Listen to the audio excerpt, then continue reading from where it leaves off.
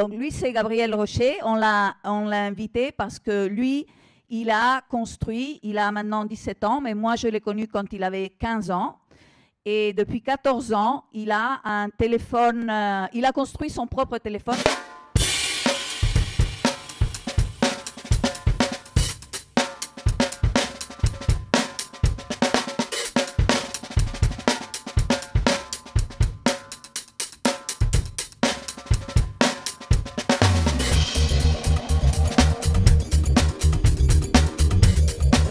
La carcasa en 3D con una impresora 3D. Esta es la tripa.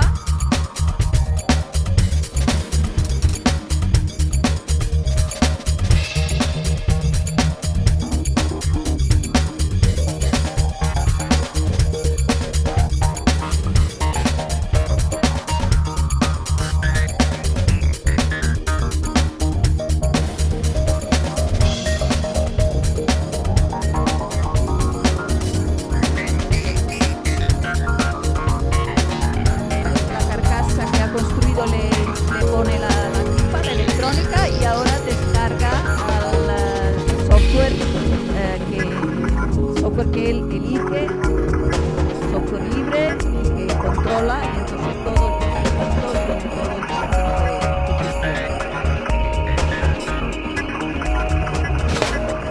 Vale, un aplauso.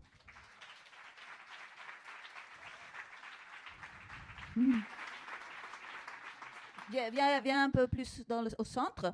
Et donc, je voulais te demander comment tu as eu l'idée du saxophone, au tout début. Est-ce que ça marche? Ok, oui. Ça marche. À la base, l'idée, c'était vraiment un défi personnel au tout début de quand j'ai commencé à apprendre l'informatique et l'électronique. Et je me suis lancé ce défi pour voir jusqu'où j'étais capable d'aller.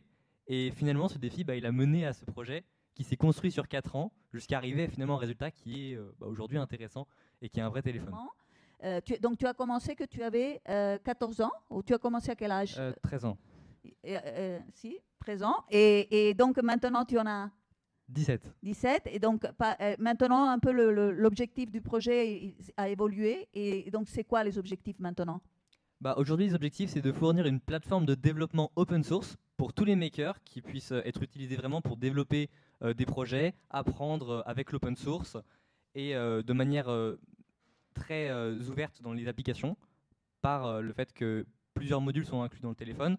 Mais il y a aussi des applications en tant que réel téléphone pour être vraiment utilisé en tant que téléphone du coup open source qu'on est capable de monter soi-même, qui ne soit pas lié à des grandes entreprises et qui n'ait pas de réseaux sociaux ou de contenu addictif ni de tracking intégré. Donc pour un téléphone qui soit vraiment plus ouvert et qu'on puisse vraiment avoir pour soi-même. Et dans le futur, si jamais c'est possible, avec les moyens qu'on aura peut-être, ce serait de créer un téléphone qui est aussi plus durable, avec moins de composants, moins de pollution, une coque qui est biosourcée, si jamais c'est possible dans le futur. Est-ce que tu es un accro du téléphone?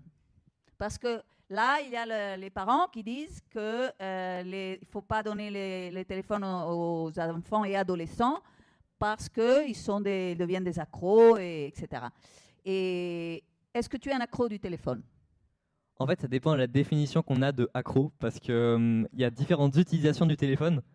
Ça peut être par exemple scroller sur les réseaux sociaux, mais ça peut être aussi apprendre, lire des articles, et ça c'est totalement différent en fait. Parce que si jamais on utilise le temps qu'on passe sur Internet à apprendre de nouvelles connaissances pour tenter des choses encore plus grandes que ce qu'on a déjà entrepris, c'est radicalement différent. Donc oui, j'utilise beaucoup mon téléphone, mais je ne passe pas une seule minute sur les réseaux sociaux. Una ovación.